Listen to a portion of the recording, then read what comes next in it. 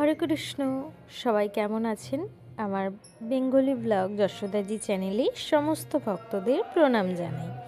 আজকে দ্বাদশী, তো দ্বাদশীর ব্লগ আমি আপনাদের এখন দিতে চলেছি। তো দ্বাদশীর ব্লগের আগেই আমি আপনাদের দর্শন করাচ্ছি অষ্টমীর যে কাজ চলছে প্রতিনিয়ত। সেই কাজের মধ্যে এখন সব থেকে মেন কাজ হচ্ছে যেটি হচ্ছে মাটি ভরানো চলছে। দেখুন কতটা ভরানো হয়ে গেছে এই জায়গাটা কিন্তু আগে মাঠ ছিল, মানে জমি ছিল, সেটা কিন্তু ধীরে ধীরে করে এতটা ভরানো হয়েছে। এটা ভরানোর পরও আবারও চিন্তা ভাবনা নেওয়া হবে যে কি করা হবে এই জায়গাটায়। তাহলে গুরুকুঞ্জ আশ্রম কতটা ধীরে ধীরে ডেভেলপ হচ্ছে সেটা তো আপনারা নিজের চোখেই দর্শন করতে পাচ্ছেন। আর একটু ভরানোর জায়গা রয়েছে, ওটা তো ভরানো হবেই। তারপর এটা না ভরানো হতে হতে আবার ধান কাটার সময় চলে এসছে। ধান কিন্তু পাকতে শুরু করে দিয়েছে, তো ধানও এবার কাটা শুরু করতে হবে। তো আশ্রমে কাজের আর শেষ হচ্ছে না। আর সত্যি কথা, কাজের শেষ হলে ভালোও লাগবে না, কাজের মধ্যেই তো আনন্দ। প্রত্যেকটা কাজে আমরা সব কাজই কিন্তু মহাপ্রভুর কাজ করছি, তো সেই জন্য আনন্দটা একটু বেশি হচ্ছে। আমাদের জায়গা কেনা বা ভরানো এইগুলোতে একটু বেশি আনন্দ হয় যে মহাপ্রভুর আর একটু জায়গা বাড়লো, এটা কিন্তু ভীষণই ভালো লাগে। তো যাই হোক, আমি অনেক কথা বলে ফেলেছি। এইবার দ্বাদশীর আমি কিছু আপনাদের দর্শন করাবো। দ্বাদশীর প্রোগ্রাম আমি প্রায়ই আপনাদের দর্শন করাই। দ্বাদশীর সকালে আমাদের দীক্ষার অনুষ্ঠান থাকে, তো সেই দীক্ষা কমপ্লিট হওয়ার পর বাবা হরিবাসরে আসেন এবং হরিবাসরে আসার পরই হরিকথা শুরু হয়। আর দ্বাদশী দিন ভক্ত কিন্তু এখন খুব ভালোই হয়। আর একাদশী দিন সন্ধেতে কম হয়ে যায়, কারণ ঠান্ডাটা ভালোই পড়েছে।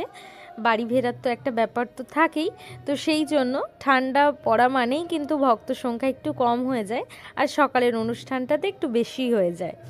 তো সামনে রয়েছে মোক্ষদা একাদশী। মোক্ষদা একাদশী সম্বন্ধে বাবা বলবেন, হরিকথার শেষে বাবা বলবেন আপনাদের কি করতে হবে না করতে হবে।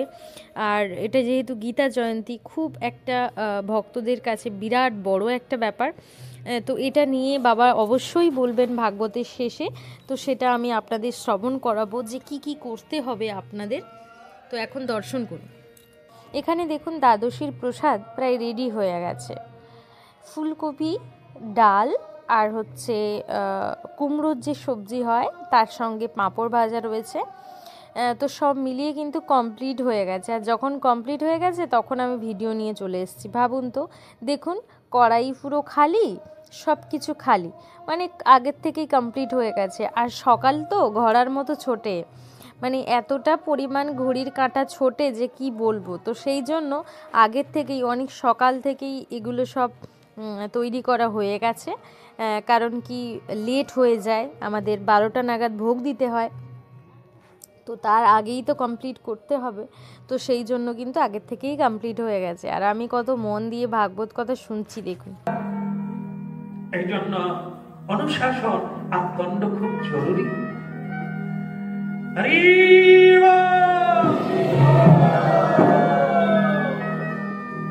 কোনো ভয় নাই, মানে ঋষির কোনো ভয় নাই, আমাদের ভয় থাকে। হরিবল বলি আবার ভয় পায় কেন বলুন তো? যার বাড়িতে গিয়ে হরিবল বলবো ভিক্ষা দেবে তো, ভিক্ষা দেবে তো, যদি না দেয় আশাটাই বেগার হবে। এই জন্য আমরা পাবো কি পাবো না, হবে কি হবে না, এই ভয়ে থাকি। কারণ আমরা অভাবী, আমরা কোনো হরিনামের তত্ত্ব বুঝি না। হরিনামে অভাব মিটি যায়, কোনো আকাঙ্ক্ষা থাকে না। একজনেরই কাছে আকাঙ্ক্ষা, তিনি সব দিতে পারেন, তিনি সব দিয়েছেন আমাকে, না চাই।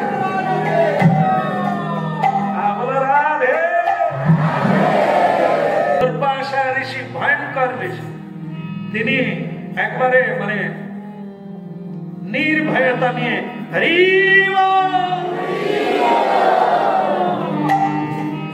আর আমরা যদি কারো বাড়িতে যাই কি বলে, পরম সৌভাগ্য আমাদের, আমার মতো গৃহীর বাড়িতে তোমার মতো বৈষ্ণবের পদধূলি পড়েছে, বসুন আপনার পদধূলি।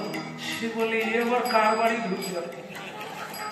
যার অস্ত্র এত তেজি সে এরকম নিস্তেজ কেন? সে গোলায় কাপড় দিয়ে বলে আমার সব, এরই নাম ভগবান। কোনদিন তিনি ফাঁসও করেন না, কারো উপর রেগে যান না, কারো ক্ষতি করেন না, গালাগালি করলেও ক্ষতি করেন না। এই তিনি গলায় কাপড় দিয়ে বলছেন, আপনি কি বিপদাপন্ন? বলে শুধু বিপদ নয়, মহাবিপদ। বলে কি বিপদ? বলে প্রভু ওই আপনারই সুদর্শন আমার পিছনে লেগেছে। কেন? আজ পর্যন্ত সুদর্শন কোনো অন্যায় করে না, ও কোনো ভক্তের পিছনে লাগে না, গান দেয়, তাকে সাহায্য করে। তা তোমার পিছনে লেগে গেছে কেন? বলে তুমি নিশ্চয়ই কারো পিছনে। আমি তো ওকে আদেশ দিয়েছি, কেউ যদি ভক্তের পিছনে লাগে তুমি তাকে ছাড়বে না। বলে প্রভু রোগ একই, আমি ওই রোগের রোগী। আপনার অম্বরীশের পিছনে লেগেছিলাম, তাই এখন সুদর্শন আমার পিছনে। আমাকে বাঁচান প্রভু, আমার ভজন হয়নি, আমার সাধন হয়নি, আমি বাঁচতে চাই, আমাকে বাঁচান। এসেছো বটে, কিন্তু কাজ তো হবেনি বাবা। বলে সে কি? অন্যজন বলতে পারে, আপনি কি করে বলছেন? সুদর্শন তো। কিন্তু এই রহস্যের উদ্ঘাটন হলো, ধারণা বদলে গেল। এই দুর্বাসা ঋষি তিনি জানতেন ভগবানের কাছে কন্ট্রোল, সকল জীব যে যা করবে ভগবান খণ্ডন করে দেবে। আর সুদর্শনকে তিনি আটকাতে পারে। তিনি একটা ছোট্ট কথা দিয়ে বুঝিয়ে দিলেন, দেখো দুর্বাসা, আমার নাম কি জানো? ভক্তৈক পরাধীন। আসলে কি জানো, আমার কোনো স্বতন্ত্রতা নাই যে আমি ইচ্ছে খুশি যা ইচ্ছে করতে পারি তা করি না। আমি ভক্তের অধীন, ভক্ত যা বলে আমি তাই করি। যেমন ভক্ত ঘুম পাড়িয়ে দিলে আমি, ভক্ত যদি সকালবেলা তুলে তো উঠতে বললে উঠি, না হলে কিন্তু আমাকে পড়েই থাকতে। অনেক সময় ভক্তরা উঠতে বেলা করে, ভগবান বলে আমি জেগে থাকলেও উঠি। ভক্ত যখন একটু বেলার দিকে রাই জাগো শ্যাম জাগো করে, তখন আবার খিদে লেগেছে, ভক্ত ধান টান রুইয়ে 3টের সময় ভোগ লাগাচ্ছে।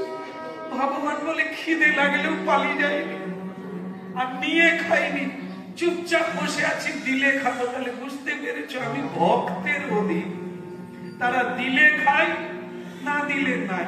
তাই এই যে ভক্ত অম্বরীশ, আমি সুদর্শনকে বলে দিয়েছি তুমি ভক্তের সেবা করো। তো সেই ভক্তের পিছনে তুমি লেগেছো, আর আমিও তো সেই ভক্ত ভোগ লাগালে তার মন্দিরে ঢুকে আমি সেবা করি। আমার তো কোনো স্বতন্ত্রতা। কিন্তু ভক্তিহীন কীর্তন হলে ভগবান প্রসন্ন নয়। তাই তুমি যে ভক্ত আর ভক্তিমান, তার কিঞ্চিত আমাকে কৃপা করো। সুদর্শন সেইখানে করে ঘুরছে,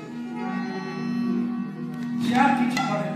কারণ অম্বরীশ হাত জোড়ো করে সুদর্শনকে বলছে, হে সুদর্শন, তুমি কৃষ্ণ সম, তুমি ঈশ্বর সম, আমার নিবেদন দেখো, উনি আমার অতিথি, ওনাকে তুমি ক্ষমা করো। সুদর্শন যে এত বেগে ঘুরছিল, এখন মানে একবার বলো না, আমি কুচ করে কেটে দিতাম। এই যে অম্বরীশ বলে, আমাকে যদি কেটেও দিত আমার কোনো অসুবিধা ছিল না, কিন্তু তার আগে এই মহাপ্রসাদ সাধন করুন। আর আগামী একাদশী, মোক্ষদা একাদশী, সেদিন আমাদের গীতা যজ্ঞ হচ্ছে। এই কথা বলেই আজকে পরিসমাপ্তি করলাম। সবার চরণে প্রণাম, সবার মঙ্গল কামনা। তাই তো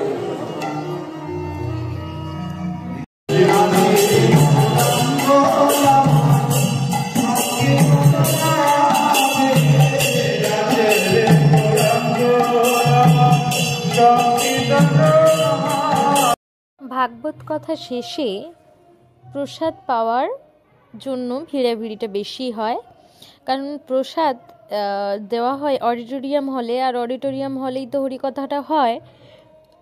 তো সেই জন্য সামনে বাবাকে শ্রদ্ধা জানানোর একটা জায়গা চলে আসে, আবার সেই জায়গাতেই প্রসাদ পাওয়ার ব্যাপার।